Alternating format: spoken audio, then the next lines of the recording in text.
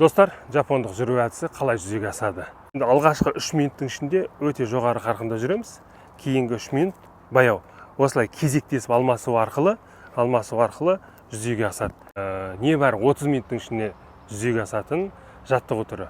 Бұнда бізде 3 минут аса қарқынды жүру, 3 минут баяу жүру арқылы барлығы 10 раундтан тұрады. Бұл бізге не береді? Бұл кезде денедегі майды жағуды, және де жапон жүрісінің ең маңызды тұсы бұл уақыт үнемділігі. Сіздің 1,5-2 сағат құртып жасайтын күнделікті жаяу жүрісіңізді не бар 30 минуттың ішінде жүзеге асырып, жоғары эффективностьқа қол жеткізетін мүмкіндік алып кеттік. Ол үшін бізге қарапайым жаттығуды бастау үшін таймер керек. Қаласаңыз, арнайы приложение орнатып алсаңыз да болады. Ол былай. Таймерді қоямыз, 3 минуттық бастадық. Таймер сигнал бергеннен кейін 3 минуттық баяу жүріске өтеміз.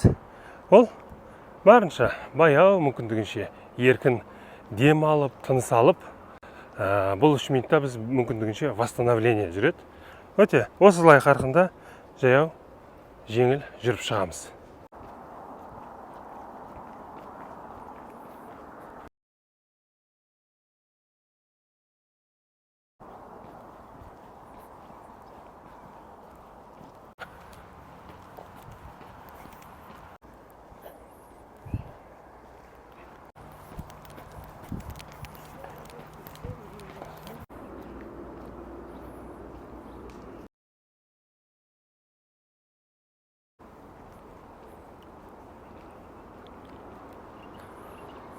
Міне, біз қазір 30 минут уақыт бітіп шықтық. 30 минуттың ішінде ойлаңыздар, 1,5-2 сағатты біз уақыт жұмсамадық.